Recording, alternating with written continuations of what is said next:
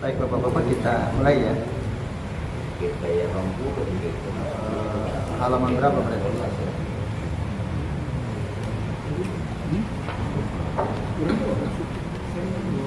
Kalau di buku Bapak-Bapak halaman 26 ya. Yang bawah.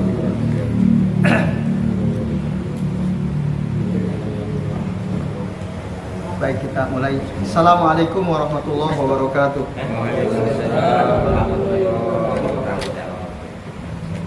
Innal hamdalillah nahmaduhu wa nasta'inuhu wa nastaghfiruh wa na'udzu billahi min shururi anfusina wa min sayyiati a'malina may yahdihillahu fala mudhillalah wa may yudlil fala hadiyalah. Asyhadu an la ilaha illallah wahdahu la syarikalah wa asyhadu anna Muhammadan abduhu wa rasuluh. Allahumma shalli wa sallim wa barik ala Muhammad wa ala ali Muhammad kama shallaita wa barakta ala Ibrahim wa ala ali Ibrahim fil alamin innaka Hamidum Majid. Amma ba'd. Bapak-bapak dan ikhwas sekalian, a'azani Allah wa iyyakum ajmain. Alhamdulillah, pada malam ini atas izin Allah kita bisa berjumpa kembali untuk melanjutkan ngaji kitab Al-Qawaid Al-Musla fi Sifatillahi wa Asma'ihi Al-Husna karya Syekh Muhammad bin Shalih Al-Utsaimin rahimahullah. Pada malam ini insya Allah kita akan memasuki pasal yang kedua.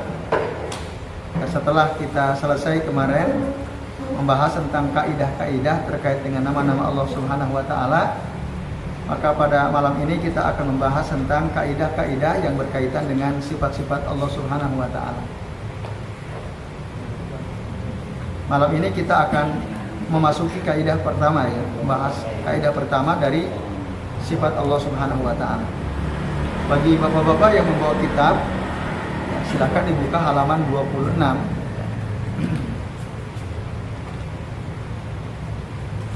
Baik, kami bacakan ya. Qala al-muallif rahimahullah, berkata penulis kitab ini yaitu Syekh Utsaimin, semoga Allah merahmati beliau. Al-qaidatul ula, kaidah pertama, sifatullah ta'ala kulluha sifatun kamal la naqsa fiha biwajhin minal wujuh. Jadi sifat-sifat Allah Subhanahu wa taala seluruhnya adalah sifat-sifat sempurna. Tidak ada kekurangan sedikit pun pada sifat-sifat Allah Ta'ala. Jadi semua sifat Allah itu sempurna. Seperti sifat al-haya, al-ilm, al-qudrah, as-sam'u, al-basar, al-rahmah, al-izzah, al-hikmah, hidup,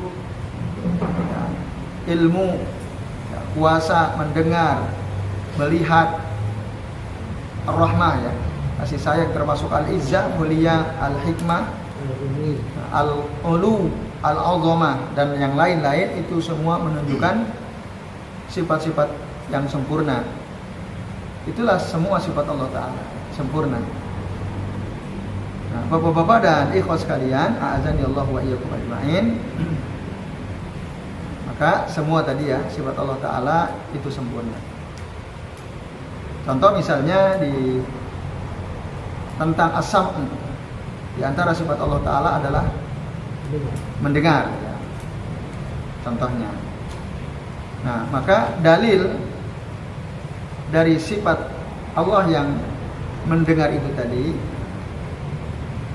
berdasarkan dalil nakal ya.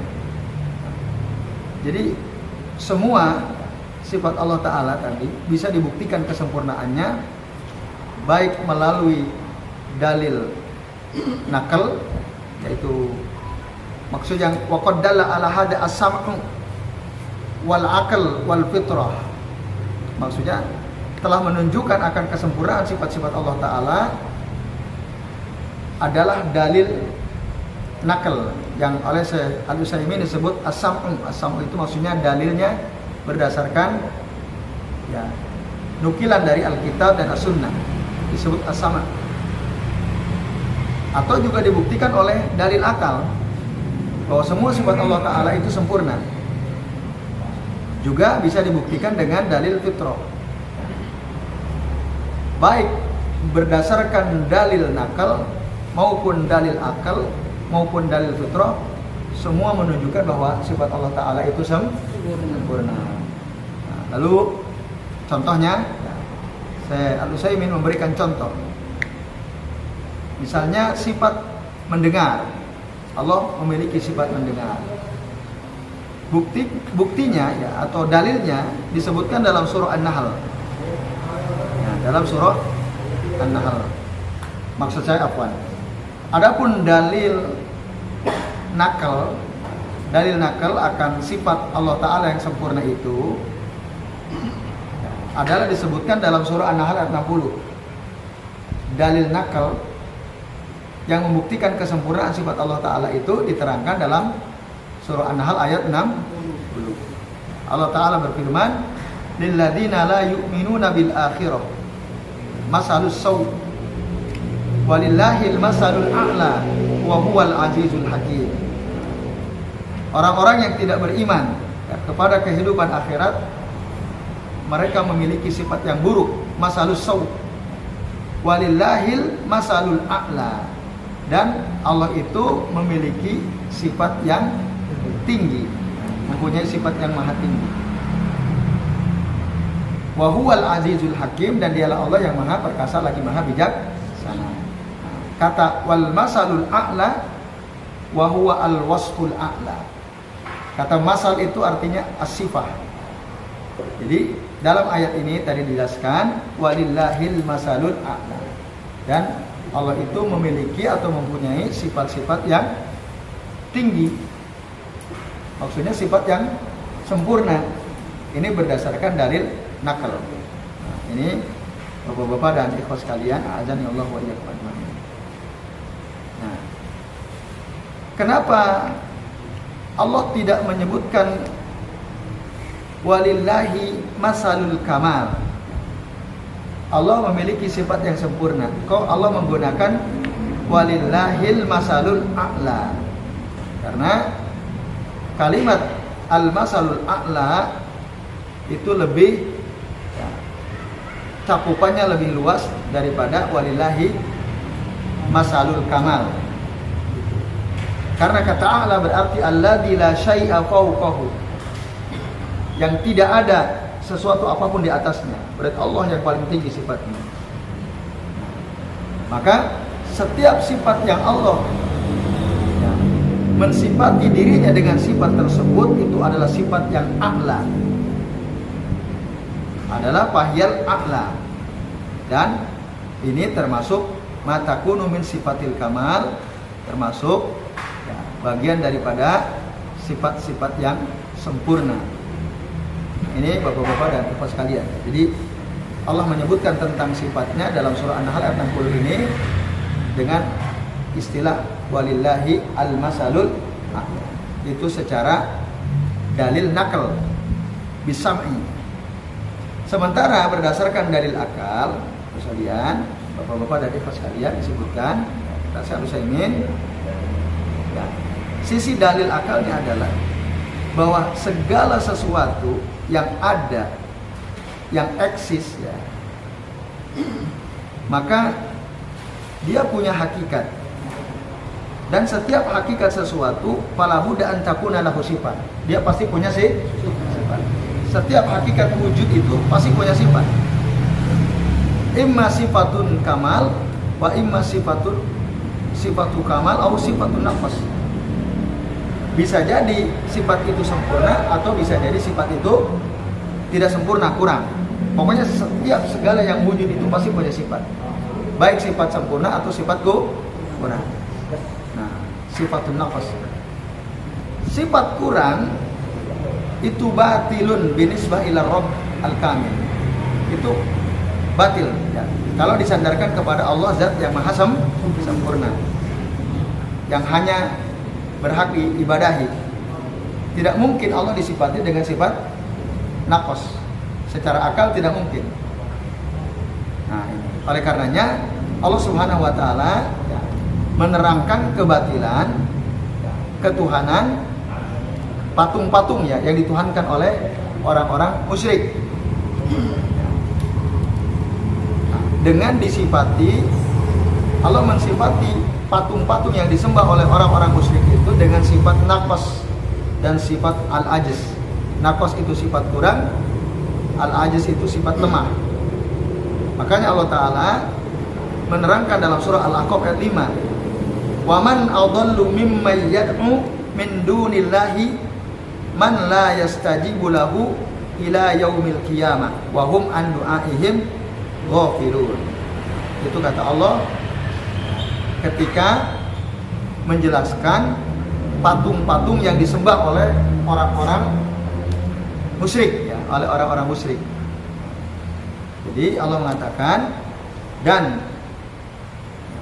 mereka yang adakah orang yang lebih sesat daripada mereka yang menyembah atau berdoa kepada selain Allah Ta'ala, padahal yang disembah itu tidak akan bisa menjawab doa dia sampai hari kiamat. Wahum an du'aihim ghafilun, bahkan mereka patung-patung yang disembah itu, berhala-berhala yang disembah atau dimohonkan itu, mereka lalai dari memperhatikan doa orang-orang yang tadi berdoa kepada mereka. Nah, di sini Allah Ta'ala menerangkan bahwa apa saja yang disembah oleh manusia, apa saja yang manusia berdoa kepadanya selain Allah, itu nggak mungkin bisa jawab. Misalnya ada orang dia meminta-minta kepada sebuah patung, dia minta supaya dilapangkan rezeki, dijauhkan dari berbagai macam kesusahan misalnya. Sampai berjam-jam dia berdoa, bahkan mungkin sampai dia nangis berdoa di hadapan patung itu nggak mungkin bisa jawab. Tidak mungkin. Man la yastajibu lahu ila yaumil qiyamah. Bahkan wahum an du'aihim ghafilun. Patung-patung itu tidak akan mungkin memperhatikan doa orang yang berdoa kepadanya. Nah, ini ayat ini menunjukkan bahwasanya Allah Ta'ala menerangkan bahwa sesuatu yang disembah selain Allah itu punya kekurangan. Apa kekurangan mereka? Tidak akan mungkin bisa menjawab doa orang-orang yang berdoa kepadanya. Itu kekurangannya. Ini ya Bapak-bapak dan ikhwas sekalian, azan ya Allah wa iyyakum. Dan ini tidak mungkin dinisbatkan atau disandarkan kepada Allah Subhanahu wa Ta'ala. Itu. Maka berdasarkan ayat ini, secara akal kita bisa dengan tegas mengatakan bahwa Allah itu sempurna, sementara selain Allah tidak sempurna. Kemudian pada surah An-Nahl ayat 20 sampai 21. Qala Allah Ta'ala berfirman, "Walladzina yad'una min dunillahi." Dan orang-orang yang berdoa kepada selain Allah, la yakhluquna syai'an wa hum yukhlaqun. Mereka itu tidak menciptakan sesuatu, bahkan mereka lah yang diciptakan oleh Allah Subhanahu wa Ta'ala. Amwatun ghairu ahya, mereka itu mati, tidak hidup. Wa ma yas'uruna ayyana yub'atsun, dan mereka tidak tahu kapan mereka akan dibangkitkan oleh Allah Ta'ala. Nah, ini dalam ayat ini Allah menerangkan bahwa segala sesuatu yang disembah selain Allah Ta'ala, segala sesuatu yang orang berdoa kepada dia selain Allah Ta'ala, dia punya kekurangan. Apa kekurangannya? Mereka tidak bisa menciptakan, bahkan justru mereka diciptakan oleh Allah Ta'ala. Mereka mati, mereka tidak hidup. Bahkan mereka nggak tahu kapan mereka akan dibangkitkan. Nah, ini Bapak-bapak dan ibu sekalian, azan ya Allah wa iyyakum. Nah, begitu pula ya, diterangkan lagi dalam ayat yang lain. Ketika Nabiullah Ibrahim alaihissalam berhujjah di hadapan bapaknya, yang kebiasaannya membuat patung, menyembah patung bersama kaumnya, maka Nabiullah Ibrahim mengatakan, "Ya abati, wahai bapakku, lima ta'budu ma la yasma'u wa la yubsir wa la yughni anka syai'a." Wahai bapakku, kenapa engkau menyembah sesuatu yang tidak bisa mendengar tidak bisa melihat, bahkan tidak bisa menolong sedikit pun. Nah, jadi itu bantahan Nabi Ibrahim alaihissalam kepada bapaknya. Kok bisa orang-orang itu kaumnya menyembah sesuatu yang tidak bisa dengar, tidak bisa melihat, bahkan tidak bisa menolong walaupun sedikit. Ini menunjukkan bahwa Tuhan selain Allah itu lemah. Mereka punya sifat yang kurang, tidak mendengar, tidak melihat, bahkan tidak bisa menolong. Nah ini ya, Bapak-bapak dan ikhwas sekalian, azan ya Allah wa iyyakum. Kemudian yang terakhir disebutkan dalil dari surah Al-Anbiya ayat 66 sampai 67. Dan ayat ini pun menunjukkan bahwa semua yang disembah selain Allah itu memiliki sifat kurang. Maka Allah Ta'ala berfirman, apa ta'buduna min dunillah? Apakah kalian menyembah selain Allah? Ma la yanfa'ukum syai'a wa la yadurrukum. Sesuatu yang tidak bisa mendatangkan manfaat kepada kalian sedikit pun dan tidak pula bisa mendatangkan mudarat. Apakah kalian sembah mereka selain Allah? Padahal mereka itu kata Allah, la yanfa'ukum syai'au wa la yadurrukum. Tidak bisa memberikan manfaat sedikit pun, bahkan juga tidak bisa mendatangkan bahaya. Uffil lakum kata Allah. Nah, sungguh buruk kalian ini, walima ta'buduna min dunillah. Kenapa kalian menyembah selain Allah? Afala ta'qilun, tidaklah kalian mengerti? Nah, ini teguran dari Allah Ta'ala kepada orang-orang yang menyembah makhluk selain Allah. Lalu kata Syekh Utsaimin, kemudian kata beliau, innahu qad sabata bil his wal musyahadah anna lil makhluk sifatun kamal wa hiya min Allah Ta'ala fa mu'ti al kamal aula bihi. Nah ini telah ditetapkan berdasarkan al his. Apa itu al his? Panca indera. Berdasarkan panca indera, berdasarkan apa yang bisa kita saksikan bahwa makhluk itu ada nggak yang memiliki sifat sempurna makhluk? Tidak. Atau lebih sempurna daripada makhluk yang lain, ada nggak?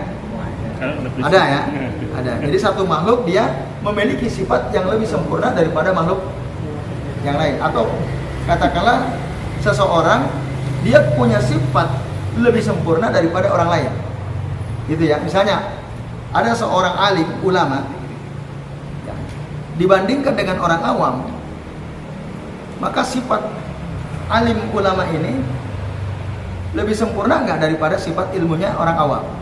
Ya, lebih sempurna kan? Nah, jadi berdasarkan panca indera ada, memang makhluk ada yang dia punya sifat sempurna, tentu dalam tanda kutip ya. Nah, dia lebih sempurna sifatnya daripada yang lain. Misalnya dari ketinggian badannya, dari warna kulitnya, dari kepandaian bicaranya, dari keterampilannya, sangat mungkin kan ada orang yang sifatnya lebih sempurna daripada yang lain. Nah, bapak-bapak dan ikhwas sekalian. Nah, kesempurnaan sifat yang dimiliki oleh makhluk itu yang ngasih siapa? Allah. Jika ada makhluk yang dianggap memiliki sifat lebih sempurna dibanding yang lain, maka tentu saja zat yang memberikan sifat sempurna kepada si makhluk itu kira-kira lebih sempurna atau tidak lebih sempurna? lebih sempurna. Secara akal pasti Allah yang ngasih sifat sempurna kepada makhluk, maka Allah sifatnya pasti jauh lebih sempurna. Nah ini ya, bapak-bapak dan ibu sekalian, azan ya Allah wa iyyakum ajmain. Jelas ya? Saya kira sangat jelas ini ya. Maka begitu logikanya, secara akal begitu. Jika ada makhluk dia punya sifat sempurna, misal ada seorang ya, Nabiullah Yusuf alaihissalam ganteng sekali, sampai-sampai ketika wanita melihat Nabi Yusuf terbuai, ya. Mengiris apa? Ngiris buah, ya, sampai saking takjubnya terhadap kegantengan Nabiullah Yusuf alaihissalam, gak kerasa kalau mereka ngirisi jarinya sendiri. Coba bayangkan, itu makhluk Allah Ta'ala punya sifat sempurna, ganteng. Nah, jika makhluknya saja sifatnya seperti itu, berarti Allah pasti jauh lebih sempurna. Nah, itu yang dimaksud dalil al-akal itu di sini. Nah, ini Bapak-bapak dan ikhwan sekalian, azan ya Allah wa iyyakum. Nah, oke, saya kira itu ya penjelasan dari ya, poin yang kedua, dalil akal. Nah, sekarang dalil fitrah, secara fitrah. Tadi yang pertama kan dalil secara nakal, dalil secara akal. Yang ketiga, dalil secara fitrah. Bahwa semua sifat Allah itu sempurna. Secara fitrah, kata saya Muhammad bin Shalih Al-Utsaimin, "Fali annan nufusas salimah majbulatun mafturatun ala mahabbatillahi ta'ala wa ta'zimihi wa ibadatihi wa hal tuhibbu wa tu'azzamu wa ta'budu illa man alimat annahu muttasifun bi sifatil kamal al-laiqah bi rububiyyatihi wa uluhiyyatihi." Secara fitrah, karena jiwa yang suci itu yang tercipta ya, secara fitrah dia mencintai Allah, mengagungkan Allah Ta'ala secara fitrah. Setiap manusia secara fitrah dia pasti mencintai Allah, mengagungkan Allah dan cenderung untuk beribadah kepada Allah Ta'ala. Dalam Al-Quran kan ada ya, Allah Ta'ala bertanya kepada setiap janin yang ada di rahim ibunya.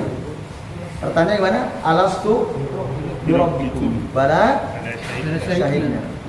Semua, apapun agama orang tuanya, ketika manusia ada di rahim ibunya ditanya oleh Allah Ta'ala, alastu birabbikum, bukankah aku ini adalah Tuhan kalian? Semua tegas mengatakan bala, bala syahidna. Ya Allah, engkau adalah Tuhan kami dan kami bersaksi bahwa engkau adalah Tuhan kami. Semua begitu. Fitrah, itulah fitrah. Itulah fitrahnya manusia. Sampai-sampai sebagian ulama mengatakan seandainya ada manusia lahir, ada manusia dilahirkan, lalu kemudian ditaruh aja di hutan, jangan diajarin apa-apa. Ya, ya, misalnya yang ngurus dia orang hutan ya, yang ngasih makan dia, nyariin makan dia, maka dia akan cenderung untuk mentauhidkan Allah Subhanahu wa Ta'ala. Karena begitulah fitrahnya. Beda kalau diurus oleh manusia, karena manusia bisa mempengaruhi. Maka kata Nabi, kullu mauludin yuladu alal fitrah. Pak abawahu gimana? Kullu mauludin yuladu alal fitrah. Setiap anak itu dilahirkan berdasarkan fitrah. Maka kedua orang tuanya lah ya, yang menjadikan si anak ini menjadi ya Yahudi. Ya. Yuhawidanihi wa yunassiranihi wa yumajjisanihi. Orang tuanya lah yang menjadikan si anak ini menjadi Yahudi, Nasrani atau Majusi. Kalau manusia yang asuh begitu bisa berubah. Nah, maka fitrah yang suci itu pasti mencintai Allah, mengagungkan Allah, cenderung untuk beribadah kepada Allah Ta'ala. Lalu pertanyaannya, apakah mungkin jiwa yang suci itu dia suka atau mengagungkan atau menyembah kecuali yang dia ketahui bahwa yang dia cintai, yang dia agungkan, yang dia sembah itu adalah sesuatu yang disifati dengan sifat sempurna ya, sesuai dengan kerububiyahannya dan keuluhiyahannya. Mungkin nggak? Jiwa yang sempurna dia mengagungkan sesuatu yang tidak sempurna. Maaf, jiwa yang suci mungkin nggak dia mencintai, mengagungkan, menyembah sesuatu yang tidak sempurna? Nggak mungkin. Karena jiwa yang suci itu cenderung ya, yang dia agungkan, yang dia sembah, yang dicintai adalah sesuatu yang sempurna. Nah itu argumen secara fitrah ya, berdasarkan keterangan dari Syekh Al-Utsaimin ya, dalam kitab ini bapak-bapak dan ibu sekalian, a'adzani Allah wa iyyakum ajmain. Jadi fitrahnya manusia itu adalah mencintai Allah, mengagungkan Allah, itulah yang asalnya itu. Jadi nggak mungkin secara fitrah secara fitrah nggak mungkin jiwa yang suci itu mengagungkan atau mengibadahi sesuatu yang tidak sempurna. Nah, ketika mereka cenderung kepada Allah, mereka cinta kepada Allah, mereka mengagungkan Allah Ta'ala, mereka tadi cenderung beribadah kepada Allah Ta'ala, ini menunjukkan bahwa Allah itu sempurna. Nah, itu maksud dalil secara fitrah. Jadi ini Bapak-bapak dan Ibu sekalian, azan ya Allah wa iyyakum ajmain. Itu termasuk ada penelitian yang seorang anak dimasukkan ke perpustakaan, isinya semua buku agama campur semua, yang pilihnya Islam itu memang Ada. ada. Nah, ada eksperimen seperti itu. Yang lebih ekstrim kan tadi taruh di hutan, perpustakaan masih ini ya. Taruh di hutan aja. Yang lebih alami, dia cenderung pasti untuk beribadah kepada Allah Ta'ala, bertauhid ya. Jadi itu Pak Bismillah. Kemudian pembahasan berikutnya Bapak Ibu, wa idza kanat sifatu naqsan la kamala fiha. Nah, ini kaidah berikutnya. Kaidah pertama tadi jelas ya, bahwa semua sifat-sifat Allah itu sempurna. Itu satu, pegang ini. Ya, bahwa setiap sifat Allah itu sempurna. Tidak mungkin Allah disifati dengan sifat yang naqas, kurang. Tapi pada pembahasan berikutnya dikatakan wa idza kanat sifatu naqs la kamala fiha. Jika sifat itu kurang, tidak ada kesempurnaan dalam sifat tersebut, fahiya mumtani'atun fi haqqillahi ta'ala, maka itu enggak mungkin ya, enggak mungkin disandarkan kepada Allah Ta'ala, enggak mungkin. Pokoknya sifat kurang itu tidak mungkin dinisbatkan atau disandarkan kepada Allah, kepada haknya Allah Ta'ala. Contohnya apa? Kal maut, mati. Mungkin nggak sifat mati dinisbatkan kepada Allah? Tidak mungkin. Al jahal, bodoh, ya. Tak berilmu, mungkin nggak dinisbatkan kepada Allah? Tidak mungkin. An nisyan, lupa. Al ajiz, lemah. Al ama, buta. As somam, apa somam? Bisu, ya. Mungkin nggak dinisbatkan kepada Allah Ta'ala? Tidak mungkin. Makanya Allah Ta'ala berfirman, wattawakkal, bertawakallah kamu alal hayyil ladzi la yamut, kepada zat yang hidup dan tidak pernah mati, yaitu Allah Subhanahu wa Ta'ala. Nah itu. Jadi sifat kurang tidak mungkin dinisbatkan kepada Allah Subhanahu wa Ta'ala. Pun begitu kata Nabiullah Musa alaihissalam dalam surah Thaha ayat 52. Nah, jadi Allah itu la yadhillu rabbi wala yansa. Allah itu tidak mungkin salah dan Allah tidak mungkin lupa. Bapak-bapak dan ibu sekalian, ya azan ya Allah wa iyyakum. Kenapa? Karena lupa dan salah ya, itu adalah sifat makhluk. Khalik tidak mungkin bersifat pelupa atau salah. Tidak mungkin. Itu dulu dipegangnya. Itu tidak mungkin. Tapi nanti ada pembahasan berikutnya. Atau dalam surah Fatir ayat 44, Allah Subhanahu wa taala berfirman, "Wa ma kana Allahu liyu'jizahu min syai'in fis samawati wala fil ardh." Jadi tidak mungkin Allah itu dilemahkan oleh sesuatu yang ada di langit maupun yang ada di bumi. Tidak mungkin. Artinya Allah maha kuat, Allah maha perkasa, tidak mungkin Allah lemah.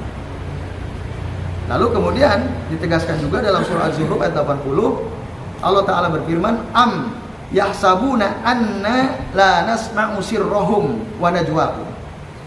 Apakah mereka mengira bahwasanya kami tidak mendengar ya, rahasia mereka, apa yang mereka rahasiakan atau bisikan-bisikan mereka? Bala, Allah mendengar. Wa rusuluna ladaihim yaktubun. Dan rasul-rasul kami, utusan-utusan kami senantiasa menulis di sisi mereka. Jadi setiap kita ada malaikat yang selalu membersamai kita dan menulis setiap apa yang kita ucapkan, yang kita lakukan, bahkan apa yang kita bisik-bisiki ya dengan teman, itu dicatat, tahu, Allah tahu. Nah ini bapak-bapak dan ibu sekalian. Jadi sifat kurang itu tidak mungkin dinisbatkan kepada Allah. Berdasarkan beberapa ayat tadi. Nabi pun pernah mengatakan tentang sifat Dajjal. Kata Nabi, innahu sesungguhnya Dajjal itu a'war. A'war itu buta sebelah. Wa inna rabbakum laisa bi'a'war, dan sesungguhnya Tuhan kalian tidaklah buta sebelah seperti Dajjal, tidak. Itu yang pertama berdasarkan hadis sahih Imam Bukhari. Dalam hadis yang lain juga dikeluarkan oleh Imam Bukhari dalam kitab sahihnya, Rasulullah mengatakan, ayyuhan nas irba'u ala anfusikum. Wahai manusia, kasihanilah diri kalian. Kasihanilah diri kalian. Fa innakum la tad'una asamma wala ghaiba. Karena sesungguhnya kalian itu tidak sedang berdoa kepada zat yang tuli dan tidak pula berdoa kepada zat yang tidak ada. Di waktu itu para sahabat sedang safar bersama Nabi SAW, lalu kemudian jalan naik gitu ya. Mereka mengeraskan suara dan mengucapkan Allahu Akbar. Itu dikeraskan suaranya. Lalu dinasihati oleh Nabi, ayuhan nas irba'u al anfusikum. Wahai manusia, kasihanilah diri kalian. Artinya nggak usah keras-keras gitu. Maka ketika kita jalan bareng-bareng nanti gitu, pas nanya kan disunahkan mengucapkan Allahu Akbar. Itu nggak perlu dikerasin. Allahu Akbar nggak perlu. Kasihani diri kalian, kata Rasul. Irba'u ala anfusikum. Kenapa? Fa innakum la tad'una asamma wala ghaiba. Karena kalian itu ya, tidak sedang berdoa kepada zat yang bisu dan tidak pula sedang berdoa kepada zat yang tidak ada. Alias Allah itu tidak tuli. Allah itu ada. Nah, hadir apa kemarin? Datang karena undangan ya. Nah, berarti bukan hadir ya. Nah, jadi Allah itu ada. Allah itu tidak tuli. Maka ketika kalian berdoa dengan suara lirih, Allah dengar. Dengar tidak Allah? Jadi nggak usah keras-keras. Nah, ini petunjuk dari hadis Nabi bahwasanya Allah itu sempurna ya sifatnya. Kalau tidak sempurna, sifat kurang tidak mungkin, sekali lagi tidak mungkin dinisbatkan kepada Allah. Tidak mungkin. Nah, ini Bapak-bapak dan ikhwas sekalian, a'adzani Allah wa iyyakum ajma'in. Nah, ini.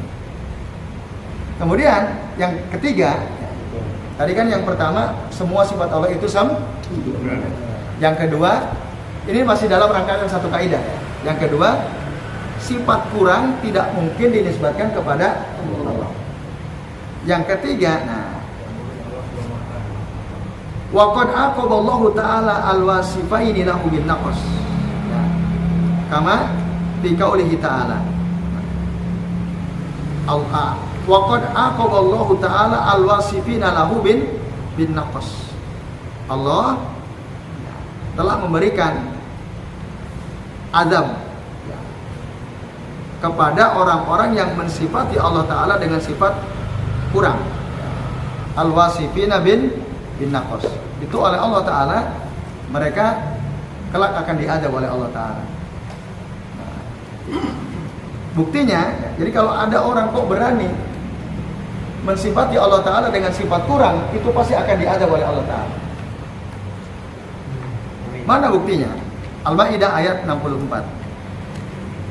Wa qalatil yahud, dan orang-orang Yahudi berkata, yadullahi maglulah, tangan Allah itu terbelenggu. Maksudnya mereka menganggap Allah itu bakhil, ya, terbelenggu seperti itu. Apa? Al-Maidah ayat 64.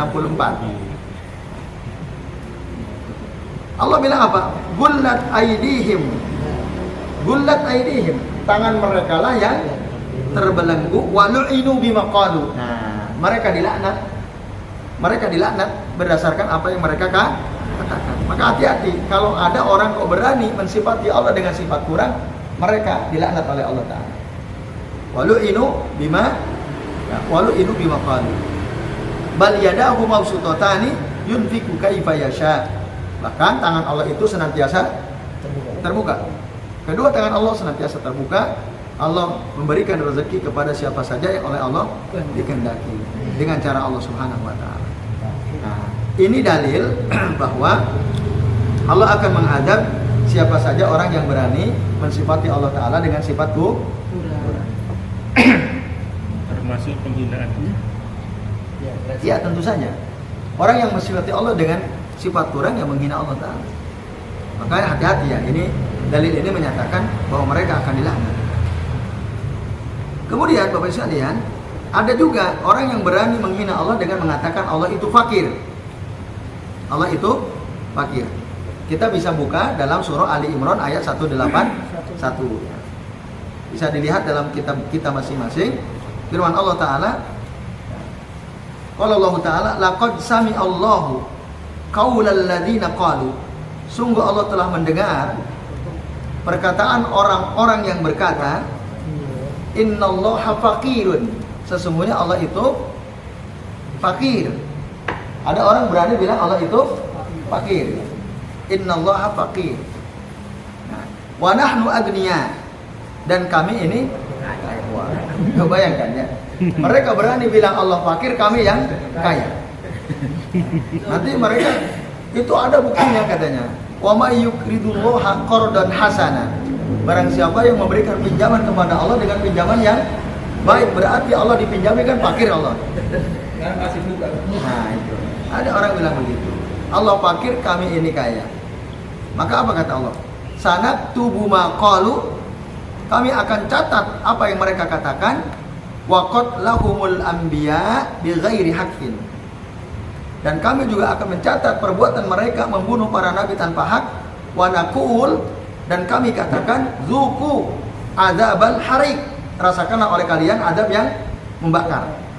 Tuh, diancam. Orang yang berani bilang Allah atau mensifati Allah dengan sifat kurang, diancam oleh Allah Ta'ala mengatakan zuku, rasakanlah oleh kalian adzabal harik. Nah, dua ayat ini Bapak-bapak dan ikhwas sekalian menunjukkan bahwa siapa saja yang berani mensifati Allah Ta'ala dengan sifat kurang, itu pasti akan diazab oleh Allah Ta'ala. Gitu. Maka wa nazzaha nafsahu amma yasifun bihi minan naqais. Allah telah mensucikan zatnya, dirinya dari apa yang disifati oleh makhluknya dari sifat yang kurang. Maka Allah ya tegaskan di dalam surah As-Saffat ayat 180 sampai ayat 182 yang sering kita baca kapan? Di setiap akhir waktu kita berdoa. Gimana? Nah, subhana rabbika rabbil izzati amma yasifun wa salamun alal mursalin walhamdulillahi rabbil alamin. Maha suci Tuhanmu, ya, Tuhan yang mulia, yang al-izzah, yang aziz, yang perkasa. Amma yasifun, dari apa-apa yang mereka sifati. Jadi Allah mensucikan dirinya dari sifat-sifat kurang yang disifati oleh makhluk untuk Allah Ta'ala. Subhana rabbika rabbil izzati amma yasifun wassalamun alal mursalin. Semoga kesejahteraan tercurahkan kepada para rasul dan segala puji hanyalah milik Allah Tuhan semesta alam. Betul atau tidak Bapak-bapak? Kita sering mengakhiri doa kita dengan kalimat ini. Ada orang bertanya. Ada orang bertanya. Coba perhatikan kalimat ini. Kita akan berdoa, ya kan? Kok kenapa kita meniru plek ayat ini sementara konteksnya kita kan sedang berdoa. Coba perhatikan, subhana rabbika. Kak di sini rujukannya ke siapa? Ke diri kita sendiri. Kak ini kalau pernah belajar bahasa Arab namanya apa? Kak? Domir. Wah, pinter Pak Wan. Tapi nanya terus di grup ya, udah pinter terus nanya sama. Kak itu domir. Mukhatab. Ayo, Kak itu domir mukhatab. Domir mukhatab. Orang kedua kan? Rujukannya kemana coba Kak ini? Subhana rabbika, itu kepada siapa? Rasulullah. Kepada Rasul. Yang ngomong Allah kepada Rasul. Allah tegaskan, Maha suci Tuhan Muhammad, ya, Rabbil Izzah, Tuhan yang perkasa, amma yasifun, dari apa yang disifati oleh mereka. Artinya mereka mensifati Allah Ta'ala dengan sifat-sifat kurang, Allah itu suci dari itu semua. Lah kok kita baca ini dalam doa kita, di akhir penutup doa kita. Sementara kan dialognya hanya kita dengan Allah. Iya kan? Nah, di situ kenapa kok kita membaca subhana rabbika rabbil izzati amma yasifun? Ini kan dialog antara Allah dengan Rasul. Nah, kok kita berdoa pakai ini gitu. Tidak tidak relevan. Tidak relevan. Kalau kita paham artinya, paham gak artinya ini? Nah, coba artinya apa artinya? Subhana rabbika rabbil izzati amma yasifun. Lihat artinya apa? Maha suci Tuhanmu, ya kan? Nah, kok kita dalam doa baca itu, Maha suci Tuhanmu. Padahal kita sedang dialog sama Allah kan? Iya kan? Kita sebagai hamba berdoa memohon kepada Allah, lalu kita kok bilang subhana rabbika. Padahal khitabnya itu adalah Rasul. Allah mengatakan ini kepada Nabi Muhammad SAW. Lah kok waktu kita doa pakai ini juga? Coba perhatikan, terjemahkan lagi. Subhana rabbika rabbil izzati amma yasifun. Apa artinya? Maha suci Tuhanmu yang maha perkasa dari sifat kurang ya, yang disifati oleh mereka. Nah, kira-kira relevan atau tidak kalau kita berdoa lalu kita akhiri dengan mengucapkan ini? Ini Allah bukan dari Rasul. Mana dalil kalau Rasul itu baca ini? Kalau Rasul nyontohi, mana coba bukunya? Buktikan. Jangan ngarang, jangan asal ini. Tadi yang bilang malah Mas Oke, ya. Ini bahkan saya sempat ditanya, Afwantan, antum tahu nggak asal usulnya? Kenapa orang kok berdoa mengakhiri dengan ini? Ada yang pernah baca asal usulnya dari mana? Siapa yang mengawali? Orang masjid aja.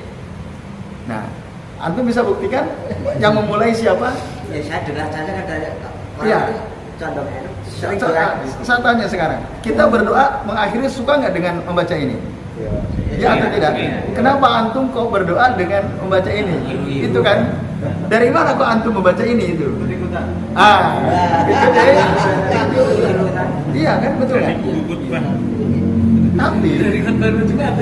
Tapi bukan berarti kita nggak boleh, enggak. Cuman soal relevansinya saja. Kok kenapa kita mengucapkannya sama persis gitu? Subhana rabbika. Isinya Robina ya. Nah, disinilah ya supaya relevan maka domir ka itu dirubah. Jadi subhana rabbina harusnya begitu. Maha suci Tuhan kami, bukan Tuhan kamu. Berarti Tuhan kamu bukan Tuhan kami, kan bahaya lagi sebenarnya. Iya atau tidak? Iya. Kalau merubah ayat Enggak, dalam konteks ini Doa. bukan, kita tidak dianggap merubah ayat, bukan melakukan tahrif ya, tidak termasuk.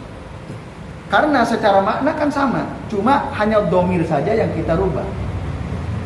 Soalnya apa? Tadi kalau kita persis mengucapkannya seperti ini tidak relevan. Kalau kita paham loh maknanya, tidak relevan. Berarti Robbana Al-Firih boleh ya? Ya boleh. Rabbana gfirli boleh. Karena ada dalam surah Al-Kahfi itu, Rabbana gfirli wali walidayya walil mu'minina yauma yaqumul hisab. Awalnya nahnu terus saya, itu boleh. Inkilab itu namanya, itu boleh. Nah ini ya, sekali lagi Bapak-bapak, kalau saya ditanya siapa sih yang memulai menutup doa dengan ini, wallahu alam, saya nggak tahu. Saya nggak tahu. Tapi, nah, kalau kita tetap membaca ini tidak relevan. Tidak relevan. Karena khitab kita Allah Ta'ala. Tujuan komunikasi kita Allah Ta'ala. Nah, oleh karenanya supaya relevan, maka domir ka di sini kita ganti menjadi na. Jadi subhana rabbina rabbil izzati amma yasifun. Dan seharusnya sama. Cuman ka aja dirubah. Seandainya tidak diganti, boleh-boleh saja. Ya tidak relevan tadi. Nggak matching. Tidak matching. Kalau nggak matching dipaksakan gimana Tidak ya? sesuai. Tidak sesuai. Nah ini ya. Kan Maha suci Tuhanmu. Emang Allah bukan Tuhan kita kan? Tapi kalau kita bilang Subhana Rabbina, Maha Suci Tuhanku atau Tuhan kami, Tuhan Muhammad kalau ya K itu rujukannya kepada Rasul. ya, kalau Soalnya ini wajar. ayat itu. Kan wajar Tuhan Muhammad. Ayat. Tuhan Muhammad Tuhan kita. Tapi tadi Ayat 108. ini kan khitab Allah terhadap Rasul. Allah ngomong kepada Rasul untuk menegaskan bahwa Allah itu maha suci. Nah, secara makna kalau kita tetap mempertahankan ini ya tadi kurang relevan. Maha suci Tuhanmu. Ya. Saya kira secara perasaan aja kita bisa ini kok. Zauknya bisa kita rasakan. Maka dalam konteks seperti ini ya, kita bisa merubah domirka menjadi nahnu. Jadi subhana rabbina rabbil izzati amma yasifun. Pahala mengikuti bacaan Al-Quran kalau diganti. Ya tentu mendapatkan. Kan ini juga isinya pujian terhadap Allah Ta'ala ya. Bedanya kan cuma Ka sama Na kan di situ. Kalau Na berarti Tuhan kami, kalau Ka berarti Tuhan kamu kan gitu. Nah, tapi tadi kalau ditanya siapa yang mengawali menutup doa dengan kalimat ini? Tadi Pak Nasir bilang nyontoh Rasul. Itu perlu dibuktikan. Ada nggak buktinya? Kalau saya sih nggak belum tahu ya. Ada hadisnya. Mungkin. Hah? Sebenarnya kecuali kalau kita tahu ada dalilnya, lebih baik diamalkan. Cuma tadi kalau saya sendiri sampai hari ini belum tahu siapa yang mengakhiri doa dengan membaca ini. Apakah ada misalnya hadis Nabi Shallallahu Alaihi Wasallam ketika beliau menutup doanya dengan mengucapkan ini, ada atau tidak? Yang ada misalnya yang kami temukan ya, Rasul itu ketika mengakhiri suatu majelis doanya gimana? Nah, yang kita hafal ya doa kafaratul majlis subhanakallahumma wa bihamdika asyhadu an la ilaha illa anta astaghfiruka wa atubu ilaik. Nah itu. Atau yang agak panjang, masih ingat apa saja? Ya, Allahumma qsim lana min khasyatika ma yahulu bainana wa baina ma'asik. Wa min ta'atika ma yuballighuna bihi jannatak. Wa minal yaqini ma yuhawwilu bihi alaina musibatid dunya. Allahumma matti'na bi asma'ina wa absarina wa quwwatina ma ahyaitana. Allahumma ij'alhul waritha minna waj'al tha'rana 'ala man zalamana wansurna 'ala man adana. Allahumma la taj'al musibatana fi dinina wa la taj'alid dunya akbar hammina wa la mablagha ilmina wa la tusallit 'alaina man la yarhamuna. Itu doa yang hampir tidak pernah ditinggalkan oleh Nabi sallallahu alaihi wasallam ketika menutup majelis beliau. Ada yang hafal? Enggak. Baru sekali ini. Ada. Ini dahsyat sekali doa isinya. Allahumma qsim lana min khasyatika. Ya Allah, berikanlah rezeki kepada kami rasa takut kepadamu. Ma yahulu bainana wa baina ma'asi, yang bisa menghalangi kami. Ya, ma bainana wa baina ma'asi, menghalangi antara kami dan antara berbuat maksiat kepada Engkau. Oh, bayangkan. Kita minta rezeki kepada Allah agar kita diberi rasa takut. Dengan rasa takut kita itu sehingga kita tidak jadi berbuat maksiat. Wa min ta'atika, dan ya, berikanlah rezeki kepada kami ya Allah dari ketaatan kepadamu ma yuballighuna bihi jannatak, yang bisa menghantarkan kita kepada surgamu. Terus yang ketiga, wa minal yaqini ma yuhawwilu bihi alaina musibatid dunya, dan karuniakanlah, rezekikanlah kepada kami keyakinan yang bisa meringankan ya, musibah yang menimpa kami.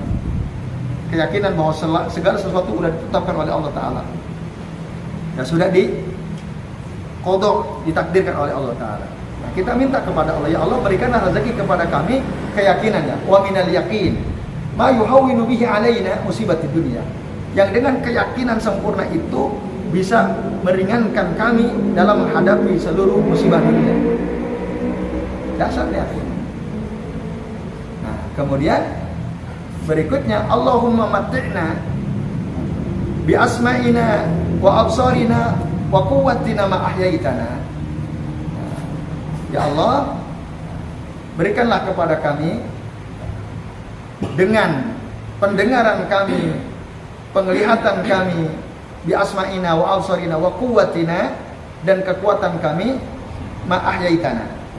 Maksudnya kita mohon diberikan oleh Allah Ta'ala bisa ya, betul-betul memanfaatkan pendengaran, penglihatan, kekuatan kami selama Engkau masih menghidupkan kami ya Rabb. Memanfaatkan tentu dalam kebaikan. Waj'alhul warisa minna, dan jadikanlah pendengaran kami, penglihatan kami, kekuatan kami ini ya, menjadi warisan kami untuk anak keturunan kami. Waj'alhu al-warisa minna waj'al tha'rana 'ala man zalamana. Dan jadikanlah balasan kami ya, sepadan terhadap orang yang menzolimi kami. Waj'al tha'rana 'ala man zalamana. Wansurna 'ala man adana, dan tolonglah kami ya Allah dari orang-orang yang memusuhi kami. Kemudian yang terakhir, Allahumma la taj'al musibatana fi dinina. Ya Allah, janganlah Engkau timpakan musibah ini mengenai agama kami. Musibah dunia itu gampang, akan ada saatnya hilang. Covid musibah 2-3 tahun, sekarang hilang. Bahayanya terukur. Tapi kalau agama kita yang kena musibah, misalnya kita ya, melakukan kesyirikan, melakukan perbuatan bid'ah, lebih ngeri mana coba? Lebih ngeri kena musibah dunia atau lebih ngeri kena musibah agama? Agama lebih ngeri. Makanya Rasul berdoa tadi, Allahumma la taj'al musibatana fi dinina. Ya Allah, janganlah Engkau jadikan musibah kami ini menimpa agama kami. Wa la taj'alid dunya akbar hammina. Janganlah Engkau jadikan dunia ini sebagai tujuan terbesar hidup kami. Banyak nih kan orang tujuan terbesarnya adalah dunia kan? Ingin kaya, ingin punya ini itu tujuan yang dikejar. Kemudian wala taj'alid dunya tadi akbar hammina wala belum satu lagi wala mablagha ilmina, dan janganlah Engkau jadikan dunia sebagai tujuan tertinggi ilmu kami. Ada enggak orang nuntut ilmu tujuannya dunia? Sampai jadi doktor, jadi profesor, tapi yang dikejar dunia. Banyak? Banyak. Gajinya besar. Itu. Yang belum kita sunai. Nah, maka kata Rasul dalam doanya berdoa, jangan sampai dunia ini menjadi tujuan tertinggi ilmu kami. Maka kita ini harus banyak berdoa ini. Dan Rasul hampir tidak pernah setiap berakhir majelis kecuali beliau membaca doa ini. Yang terakhir apa? Wala tusallit alaina man la yarhamuna. Janganlah Engkau kuasakan kepada kami orang yang tidak sayang kepada kami. Iya kan? Rasul, boleh nggak kita berdoa, ya Allah, jangan Engkau kuasakan kepada kami orang yang tidak sayang kepada kami. Boleh atau tidak? Oh, sangat boleh. Rasul membaca doa ini. Nah, itulah Bapak Isya. Ini yang kami tahu. Ini jelas ada dalilnya. Ketika mengakhiri majelis, diantaranya juga Rasul membaca doa ini. Tapi yang subhanaka rabbika subhana rabbika rabbil izzati amma yasifun, saya belum ketemu ya, Allah a'lam. Tapi perlu coba, silakan antum semua cari itu. Ketemu nggak? Kalau ketemu nanti share di grup ya. Nanti ada nggak gitu? Dasarnya hadisnya bahwa Rasul selalu mengakhiri doa dengan ini, subhana rabbika. Oke. Subhanakallahumma wa bihamdika ya. Isinya kan memuji Allah, mensucikan Allah Ta'ala. Mungkin ya, kaitannya itu. Kaitannya setiap kali kita mengakhiri doa, maka kita dianjurkan untuk mensucikan Allah, juga untuk memuji Allah. Nah, isi ayat ini kan juga adalah mensucikan Allah, juga memuji Allah Ta'ala. Kalimat terakhir ini kan walhamdulillahi rabbil alamin. Itu dapat semua memang. Cuma tadi yang perlu digarisbawahi, kalau kita tetap menggunakan subhana rabbika, ini yang agak kurang relevan. Karena kan kita sedang minta sama Allah Ta'ala. Nah, maka menjadi lebih relevan kalau domir ka di situ kita rubah menjadi nah. Jadi subhana rabbina, bukan rabbika tapi rabbina. Walaupun Pak Ihsan punya argumen lah, Tuhannya Muhammad kan Tuhan kita juga gitu. Ya betul memang. Tapi secara lafaz Secara kalimat kan lebih lebih wajih ya, lebih mengarah ketika kita menggunakan subhana rabbina. Tapi tadi wallahu alam, kami tidak tahu ini siapa yang memulai, apakah ada dalil atau tidak. Nah, yang saya kira ini perlu dicari memang ya. Ini PR, silakan cari nanti ya. Siapa yang bisa menemukan, nanti tinggal di-share di grup. Oh ada, ternyata dalam hadis riwayat ini, dalam kitab ini ada Rasul berdoa, kalau berdoa mengakhiri dengan kalimat ini. Ya, Allah alam bisawab. Nanti bisa ya. Kalau misalnya di dalam khutbah itu waktu berdoa tidak diawali dengan memuji Allah dan sholawat itu bagaimana? Nah, kalau kita berdoa tanpa diawali dengan memuji Allah dan bersolawat kepada Nabi, ajilah aja kata Rasul. Ajilah aja. Ini orang tergesa-gesa. Ada waktu itu seseorang yang sedang berdoa tanpa memuji-muji Allah Ta'ala, tanpa bersolawat kepada Rasul. Maka dikomentari oleh Rasul, ini orang tergesa-gesa. Lalu Rasul menasihati, kalau kamu mau berdoa, puji-puji Allah Ta'ala dulu, baru bersolawat kepadaku, setelah itu silakan kau minta kepada Allah Ta'ala. Maka di antara adab dalam berdoa itu, bapak-bapak dan ibu sekalian, adalah puji-puji Allah dulu. Ya, Alhamdulillahirabbil alamin. Nah, terus apa? Hamdan syakirin, hamdan na'imin. Nah, silakan bisa dengan ini atau bisa dengan kalimat-kalimat pujian yang lain. Intinya memuji Allah Ta'ala. Tidak saja boleh, alhamdulillah. Ya, boleh. Tapi tentu semakin banyak pujian semakin baik kan? Semakin banyak pujian semakin baik. Baru saya itu sholawat kepada Rasul, baru berdoa apa yang kita inginkan. Ya itu Pak Rizko. Allah a'lam. Ya itu. Tapi tadi beruswah kepada Nabi itu lebih afdal. Udah. Laqad kana lakum fi Rasulillahi uswatun hasanah. Beruswahlah kepada Rasul. Karena yang dicontohkan Rasul pasti lebih baik kan, daripada apa yang dibuat oleh orang yang setelah Rasul sallallahu alaihi wasallam. Allah a'lam.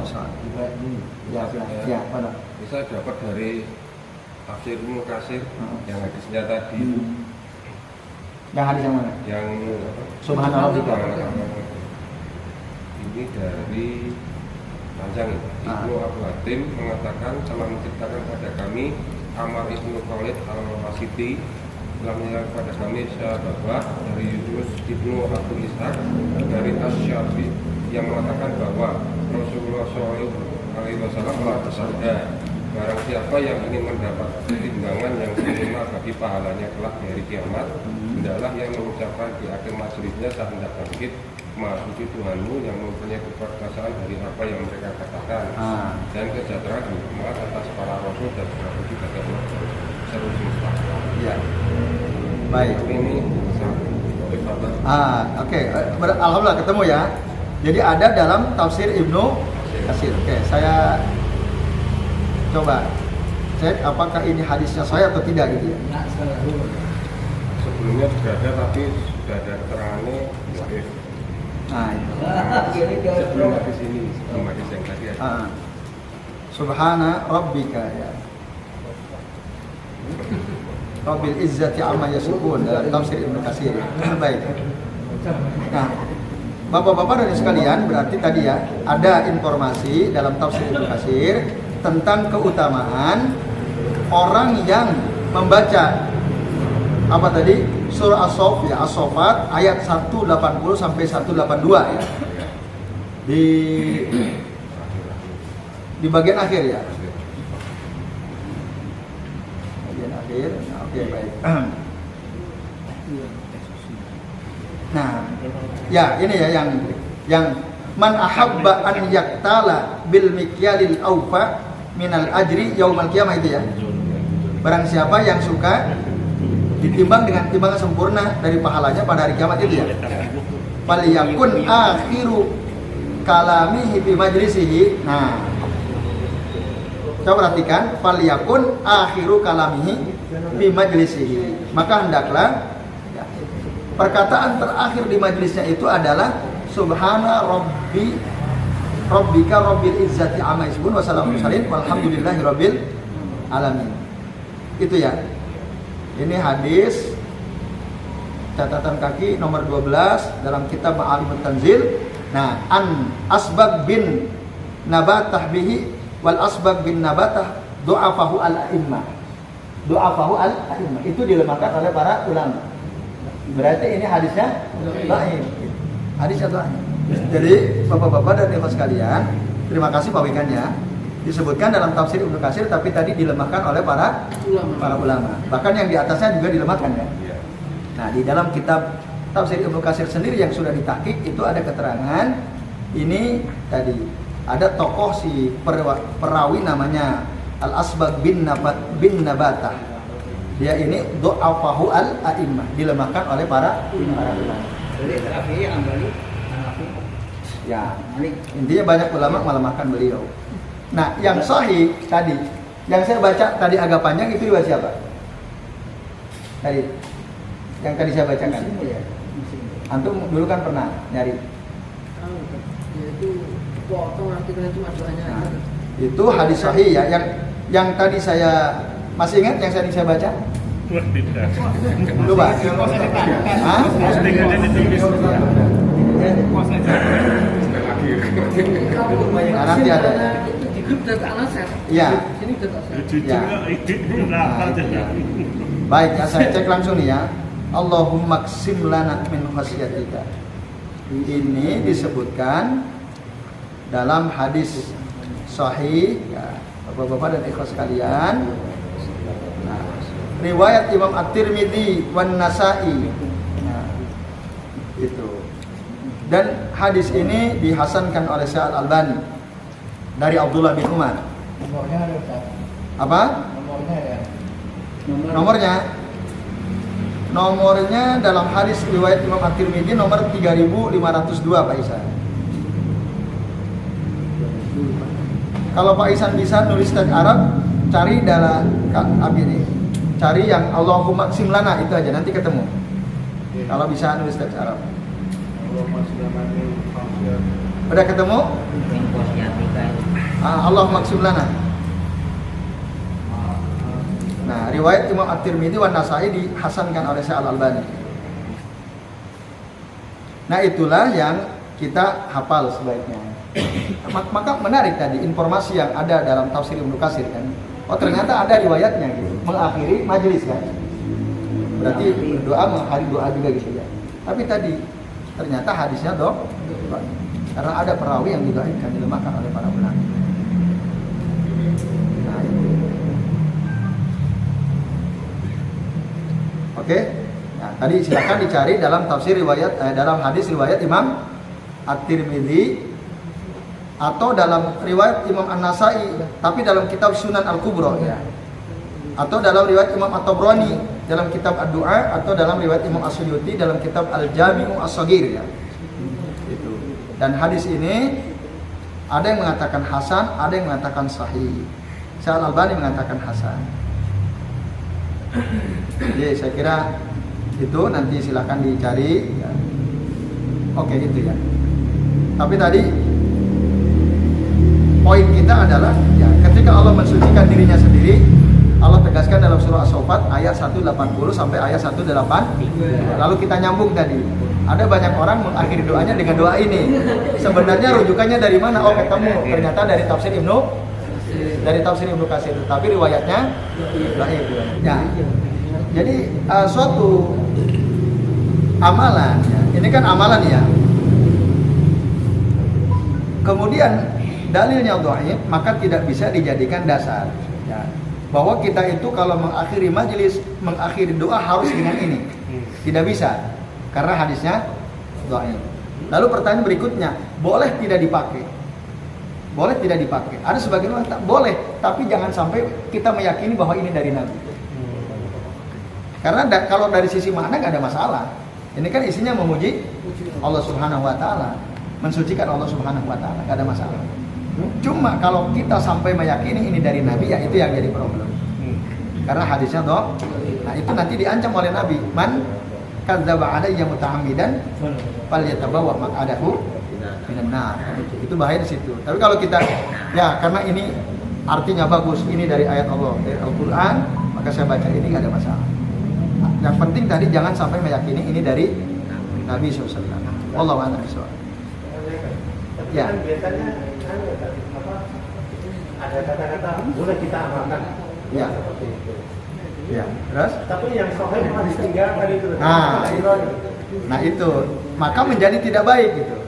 Lebih baik kita ngamalin yang sahih meninggalkan yang dhaif. Gitu. Lebih baik sekali lagi kita mengamalkan hadis yang sahih daripada yang dhaif. Yang sahih gimana? Boleh nggak menutup doa dengan seperti doa kafaratul majlis? Boleh nggak? Boleh. Ini gimana? Gimana doanya penutup majlis? Subhanakallahumma wa bihamdika asyhadu an la ilaha illa anta astaghfiruka wa atubu ilaik. Boleh saja. Nah, wa akhiru da'wana itu juga dari Al-Qur'an. Wa akhiru da'wana anil hamdulillahi rabbil alamin. Kami sering juga membaca ini. Jadi intinya memang berdoa itu awali dengan pujian kepada Allah Ta'ala, bersalawat kepada Nabi, juga diakhiri dengan memuji Allah Subhanahu wa Ta'ala. Karena itu yang dicontohkan oleh Rasulullah SAW. Yaitu itu bapak-bapak dan ibu sekalian. Udah ketemu Pak Ihsan? Belum? Oh, sudah saya ya. Nah itu silakan, itu dihafalkan. Itu dari sisi makna luar biasa sekali. Dari sisi makna. Yang gimana? Iya ya, dalam Al-Quran ayat itu sering dibaca itu apa kan? Amin. Ya itu ya ayyatuhan nafsul mutmainnah, wahai jiwa-jiwa yang tenang, irji'i ila rabbiki radiyatan mardiyah, kembalilah kamu kepada Tuhanmu dengan penuh keridhaan dan ridhoi. Fadkhuli fi ibadi. Ini doa apa bukan? Coba perhatikan dari maknanya. Ya ayyatuhan nafsul mutmainnah, ini doa bukan? Bukan. Nah, ini bukan doa sebenarnya. Tapi itu biasa. Ya. Khotbah itu Dibaca. bukan Ya, mungkin begini. Si khatib dia berkata kepada para jamaah, ya ayyatuhan nafsul mutmainnah, amin. Nah, semoga kita termasuk jiwa-jiwa yang tenang. Mungkin maksudnya seperti itu. Yang manggilnya Allah. Iya. Boleh nggak kita berkata-kata dengan ngutip Al-Quran? Boleh nggak? Kita ngutip dari Al-Quran, lalu kita jadikan itu sebagai kata-kata kita kepada orang lain. Boleh atau tidak? Boleh, selama tidak dianggap sebagai guyonan, itu nggak ada masalah. Misalnya kita tadi kan Allah kan bilang ya ayyatuhan nafsul mutmainnah. Lalu kita bilang kepada teman-teman ya ayyatuhan nafsul mutmainnah. Boleh atau tidak? Boleh, selama tidak dijadikan guyonan. Nah lalu kan kita yang mendengar, misalnya Pak Nasir ngomong begitu toh, ya ayyatuhan nafsul mutmainnah, wahai jiwa-jiwa yang tenang. Kita, Pak Nasir ngomong gitu di depan kita kan. Oh berarti Pak Nasir nganggap kita orang-orang yang jiwanya tenang kan. Lalu kita aminkan, amin. Boleh atau tidak? Boleh, nggak ada masalah. Jadi itu termasuk doa ya? Panggilan, bukan doa. Ya kalau ditanya itu kalimat ya seruan gitu, bukan seru. Tapi tentu kita yang diseru kan senang kalau kita dianggap sebagai jiwa-jiwa yang maka jadi nggak ada masalah dalam konteks itu. Allah a'lam bishawab. Kalau yang itu innallaha malaikatahu yusholluna 'alan nabi. Itu kan kalau kita mau doa gitu biasanya. Itu padahal ayat tentang seruan untuk bersolawat kepada Nabi. Sebenarnya ada masalah, asal jangan dianggap itu sebagai sunnah. Gitu. Jadi harus pokoknya kalau khutbah di akhir khutbah harus membaca innallaha wa malaikatahu yusholluna 'alan nabi. Ada orang mengharuskan itu nggak boleh. Tapi kalau sesekali nggak ada masalah. Isinya kan supaya kita ini bersolawat kepada Nabi. Karena Allah dan malaikat saja bersolawat kepada Nabi. Allah a'lam bishawab. Cukup bapak-bapak dan ibu sekalian. Yang masih Pak nanti insya Allah saya jawab ya di luar ini off the record. Ya, baik saya kira sementara ini yang bisa kita bahas pada kesempatan malam ini, semoga bermanfaat. Tapi belum tuntas ya. Nanti ada yang penting ya, yang insya Allah kita akan bahas di pekan yang akan datang. Terima kasih atas perhatiannya. Semoga bermanfaat sekali lagi. Mohon maaf jika ada kesalahan. Mari kita akhiri dengan membaca doa kafaratul majlis. Subhanakallahumma wa bihamdika asyhadu an la ilaha illa anta astaghfiruka wa atubu ilaik. Wa sallallahu ala Muhammadin wa ala alihi wa sahbihi wa baraka wa sallama alaihi ajma'in. Billahi taufiq wal hidayah. Wassalamualaikum warahmatullahi wabarakatuh. Waalaikumsalam.